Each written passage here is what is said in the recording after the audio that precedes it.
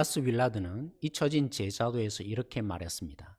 예수님께서는 우리에게 제자가 되어 제자를 삼으라 하셨지만 제자가 되지 않고도 영원히 그리스도인일 수 있다는 가르침이 교회 안에 용인되고 있다. 오늘날 그리스도인에게 필요한 것은 더 많은 사람, 돈, 건물, 프로그램, 교육이 아니라 그분의 제자가 되어 삶의 모든 구석구석에서 하나님의 나라의 삶을 사는 법을 그분께 배우는 것이다.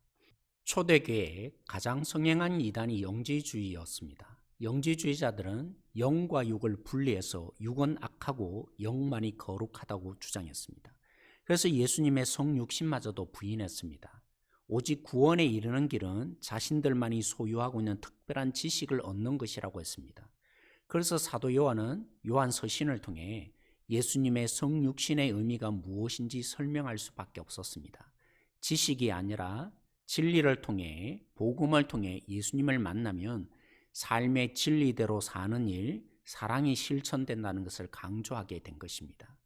이에 폴 워셔 목사님은 확신이라는 책을 통해 이렇게 표현했습니다. 영지주의자들은 사라졌지만 영지주의는 성공했다. 왜냐하면 예수님에 대한 지식만으로 구원을 얻었다고 착각하며 내가 어떻게 살든지 영적인 문제에 구원과는 아무런 영향을 주지 않는다고 복음을 곡해시키고 있기 때문이다. 그런 의미에서 우리는 목요일, 금요일 묵상 본문을 살펴보려 합니다. 산상수훈의 결론에 해당하는 부분이죠. 1절 말씀 기억나십니까? 모든 사람에게 하나님을 왕으로 모신 새로운 백성, 하나님이 창조해내신 새로운 백성으로 이렇게 살라 가르쳤지만 실제 가르침의 대상은 제자들이었습니다. 산상수훈은 행동이라는 외형만이 아니라 우리 마음의 동기까지도 하나님의 다스림을 받아 순종하라는 내용이었습니다. 7장 13절에서 20절에서는 하나님 나라의 백성이 된 제자인 그들이 지켜야 할 새로운 법을 문과 길이라는 두 가지 비유로 가르치십니다. 인생을 종종 길로 성경은 묘사합니다. 특히 순종을 길로 자주 묘사합니다. 생명을 주는 좁은 문, 좁은 길로 가라고 도전하는데 사람은 문이 크고 길이 넓은 쉬운 길로 가기 마련입니다. 그래서 생명을 얻지 못하게 되죠. 좁은 문, 좁은 길은 찾는 자가 적을 수밖에 없는데 생명을 얻기 위해서는 인기 없는 법, 새로운 하나님의 법에 순종해야 합니다. 안 그래도 생명을 얻는 문이 좁고 길이 협착한데 거짓 선지자들이 사람들에게 인기를 얻는 얘기, 듣기 좋은 말로 부추깁니다. 그들이 하나님의 말씀을 하는 것 같아도 거짓 선지자임이 무엇으로 판명난다고 합니까? 열매로 안다고 했습니다. 하나님께 순종하는 삶의 열매가 그들에게는 없습니다. 금요일 묵상에 가서는 거짓 선생들만이 아니라 우리도 순종이라는 열매를 맺어야 한다고 도전하는데 듣기만 하는 것으로는 부족합니다. 동의하는 것만으로 부족합니다. 21절 아버지 뜻대로 행하는 자라야 생명을 얻습니다. 천국에 들어갑니다.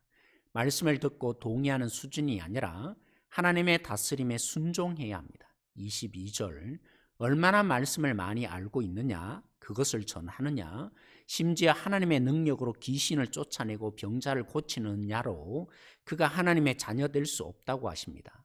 사랑하는 성도 여러분, 기독교는 관계의 종교입니다.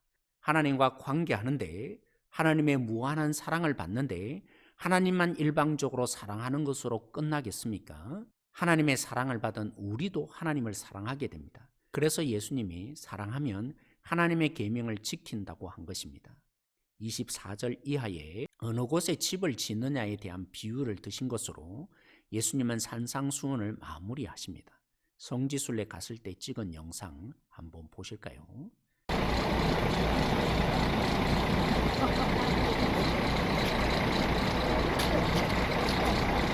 정말 그때는 작은 비가 내렸는데도 물길이 생기고 모래가 쓸려 내려갔습니다. 그러니 우기 때에 비가 내리면 얼마나 큰 홍수가 나겠습니까? 하나님의 말씀을 듣고 지키는 자는 어떤 세찬 비바람에도 무너지지 않는 반석 위에 집을 짓는 자와 같다고 했습니다.